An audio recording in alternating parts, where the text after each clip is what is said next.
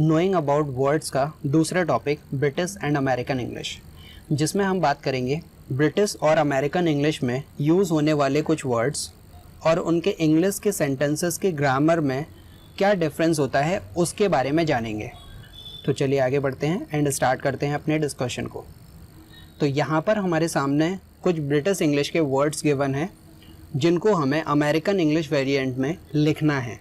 तो इनको करने से पहले हमें एक बात जाननी चाहिए। सी, इंग्लिश तो एक लैंग्वेज है, लेकिन इसमें यूज़ होने वाले कुछ वर्ड्स हैं वो पर्सनल भी हो सकते हैं। बहुत सारे वर्ड्स जो कॉमन होते हैं जो कि वर्ल्ड वाइड एक ही जैसे बोले जाते हैं, लेकिन हर कंट्री के हिसाब से कुछ पर्सनल वर्ड्स होते हैं जिनको हम उसी कंट्री की इंग्लिश लैंग्वेज में यूज़ करते हैं।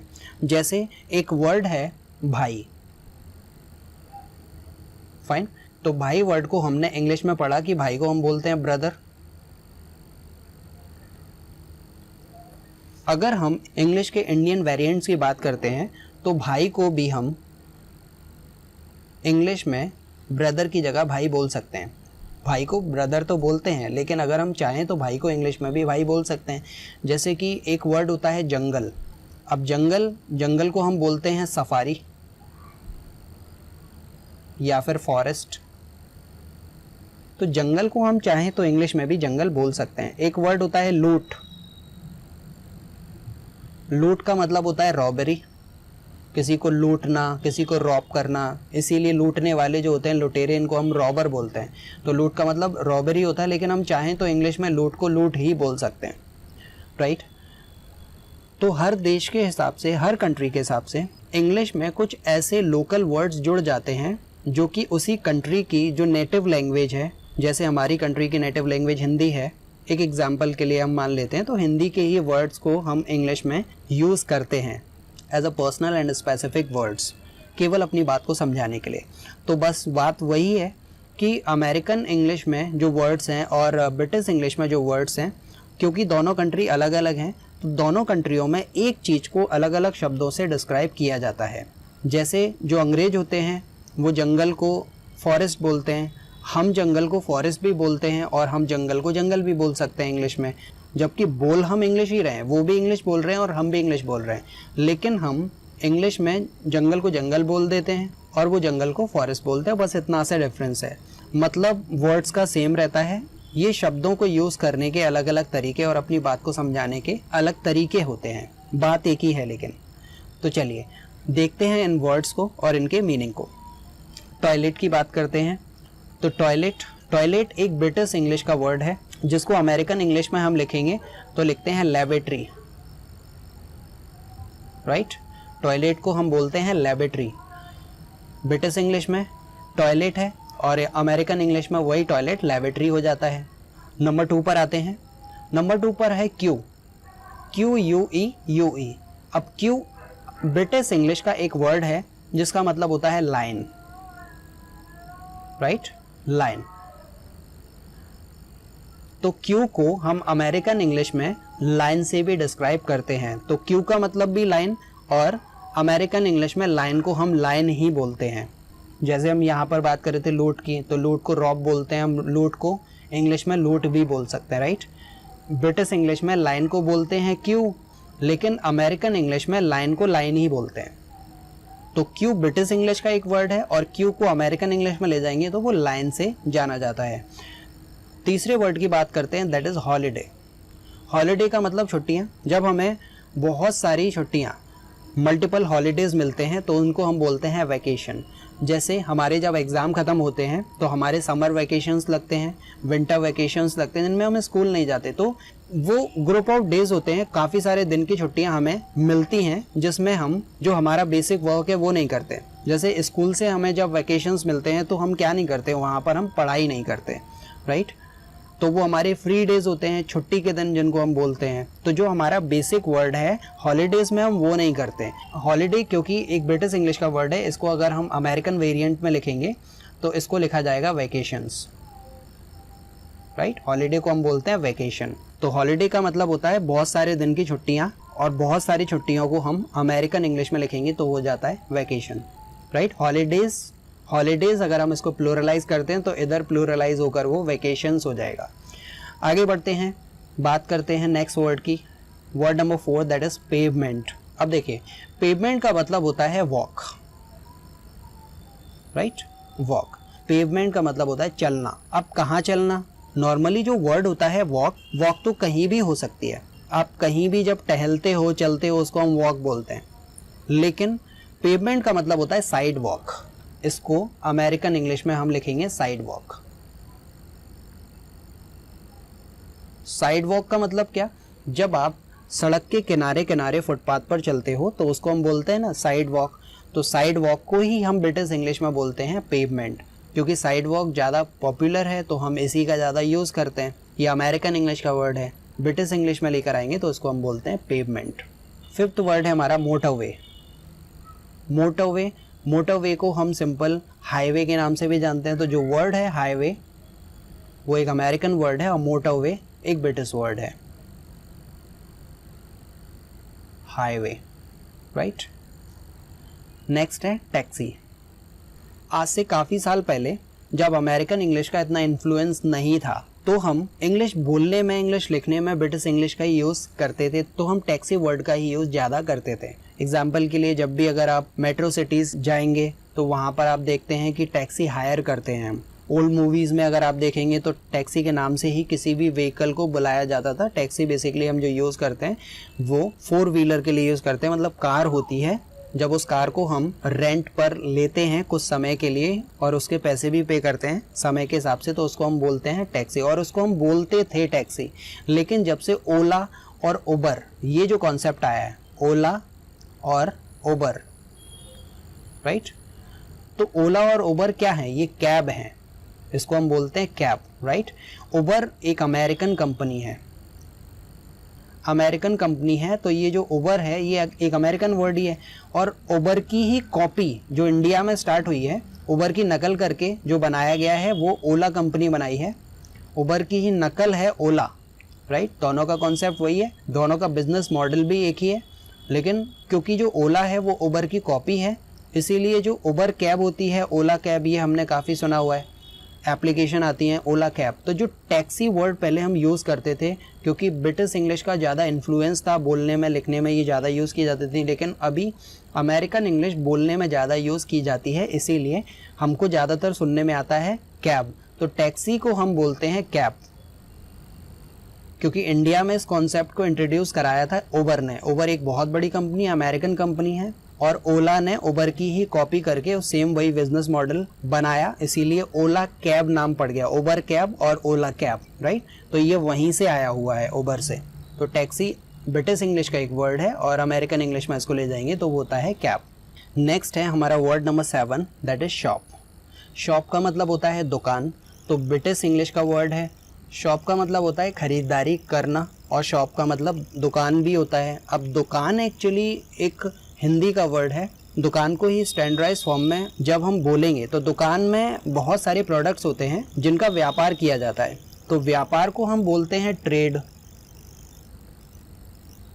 राइट, ट्रेड बोलते हैं व्यापार को। और ऐसी जगह जहां पर वो व्यापार होता है उसको हम बोलते हैं सेंटर। तो ट्रेड सेंटर, सेंटर का मतलब वो जगह जहां पर व्यापार होता है, ट्रेड का मतलब होता है व्यापार, जिसमें डिफरेंट प्रोडक्ट्स को एक ही छत के नीचे बेचा जाता है। जैसे बिग बाजार का एग्जांपल ले सकते हैं, वॉलमार्ट है, तो ये सारे क्या हैं?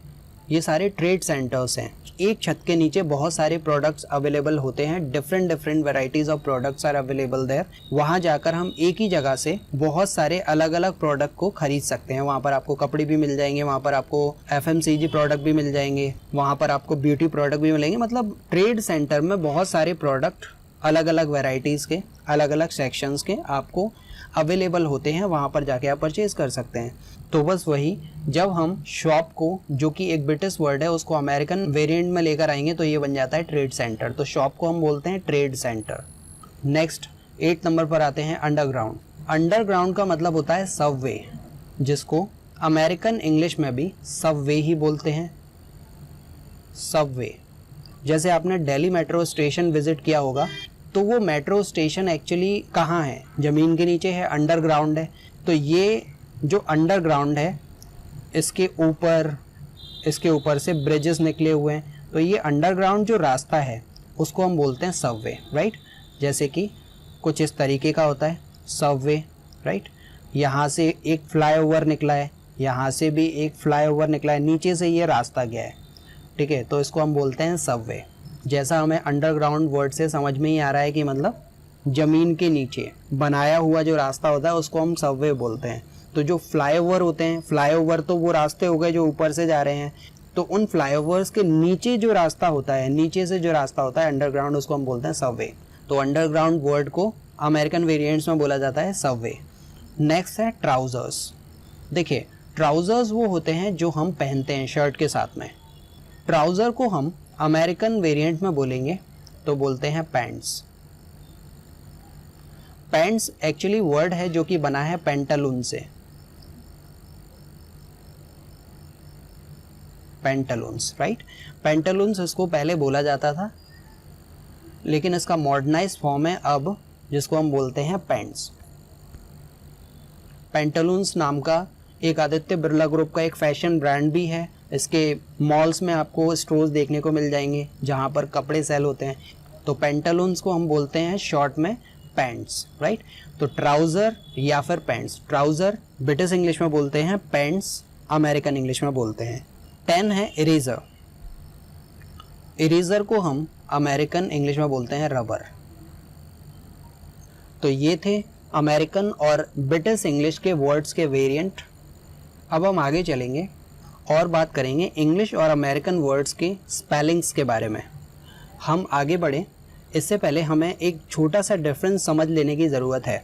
सी ब्रिटिश और अमेरिकन वर्ड्स में जब हम उनकी स्पेलिंग्स को चेक करते हैं तो स्पेलिंग्स में आप देखते हैं वर्ड के लास्ट में कुछ ऐसे वर्ड्स। अमेरिकन वर्ड में स्पेलिंग के लास्ट में जब OR होगा वही OUR हो जाता है ब्रिटिश स्पेलिंग में। अगर अमेरिकन वर्ड में ER होगा तो वही ब्रिटिश इंग्लिश में RE हो जाता है। जैसे इसका एग्जाम्पल देखते हैं CENTER। तो सेंटर ये अमेरिकन वर्ड है और CENTRE ये ब्रिटिश वर्ड हो गया, राइट। एक और वर्ड है मीटर, ये अमेरिकन वेरिएंट है, इसका अमेरिकन वर्ड है, अमेरिकन स्पेलिंग है इसकी। और एक मीटर ये ब्रिटिश स्पेलिंग है, राइट। तो एक छोटा सा डिफरेंस होता है। अब आगे देखिए, अमेरिकन वर्ड की स्पेलिंग में जहाँ Z आता है वहीं ब्रिटिश वर्ड की स्पेलिंग में उसी Z को हम S से डिनोट करते हैं। जैसे ORGANIZE, राइट। और इसी वर्ड को लिखेंगे ऑर्गेनाइज। केवल S और Z का डिफरेंस है। ये जो स्पेलिंग है ये अमेरिकन स्पेलिंग है और ये स्पेलिंग है वो ब्रिटिश स्पेलिंग है। तो बस एक छोटा सा अंतर है जो हमें याद रखना है और इन्हीं की हेल्प से हम स्पेलिंग को बना सकते हैं। तो आइए आगे चलते हैं और देखते हैं वर्ड्स की स्पेलिंग्स। तो ये हमारे पास में कुछ अमेरिकन वर्ड्स हैं जिनकी स्पेलिंग हमें ब्रिटिश वर्ड में लिखनी है। तो इससे पहले जो हमने 3 कॉन्सेप्ट देखे उन्हीं को हमें फॉलो करना है और अमेरिकन वर्ड्स के स्पेलिंग को ब्रिटिश वर्ड्स की स्पेलिंग में कन्वर्ट करना है। फाइन। तो पहले बात करते हैं वर्ड ऑनर की। जैसे हमने वहाँ देखा था OR जो अमेरिकन स्पेलिंग में आता है वहीं OUR हो जाता है ब्रिटिश इंग्लिश में। तो HONOUR ब्रिटिश स्पेलिंग में इस तरीके से लिखेंगे इसको। दूसरा वर्ड है हमारा वेलर। तो वेलर का मतलब होता है साहस, करेज जिसको हम बोलते हैं। तो इसको लिखा जाएगा VALO। अब देखिए यहाँ पर OR है और यहाँ पर भी OR था, तो OR को हमने किया था ब्रिटिश स्पेलिंग में OUR, तो यहाँ पर भी हम OUR का यूज़ करेंगे, वेलर, राइट। नेक्स्ट है ह्यूमर। तो HUMOR है, ब्रिटिश में लेकर आएंगे HUMOUR हो जाएगा, HUMOUR। नेक्स्ट है ट्रैवलर। अब इस स्पेलिंग में हम देख सकते हैं कि एक L है, तो ये अमेरिकन जो स्पेलिंग होती है उसमें एक L होता है, जबकि ब्रिटिश स्पेलिंग में डबल L हो जाता है। बाकी सब सेम रहता है। Fourth TRAVELLER, traveller. नेक्स्ट है काउंसलर। इसमें भी हमें सेम वही कॉन्सेप्ट को फॉलो करना है। सिंगल L है अमेरिकन इंग्लिश में। अमेरिकन स्पेलिंग में, वहीं ब्रिटिश स्पेलिंग में लिखेंगे तो डबल एल हो जाएगा, काउंसलर। नेक्स्ट है कैरेक्टराइज। अब देखिए यहाँ पर वही कॉन्सेप्ट हमें फॉलो करना है, जो अमेरिकन स्पेलिंग में जेड है उसी को ब्रिटिश स्पेलिंग में एस कर देना है।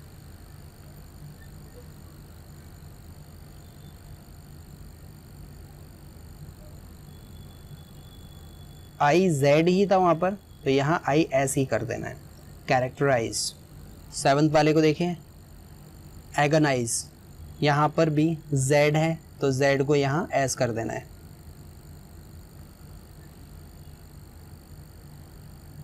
एगनाइज।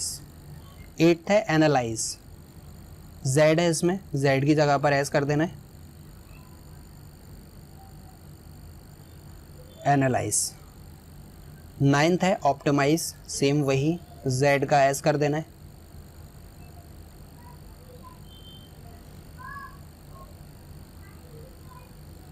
Optimise, right. Next calibre. Calibre बिल्कुल वैसे ही जो ई आर है ब्रिटिश में लेकर आएंगे तो वो आर ही हो जाएगा, जैसे हमने देखा था सेंटर में, मीटर में। तो CALIBER है अमेरिकन में, तो CALIBR ही हो जाएगा ब्रिटिश में।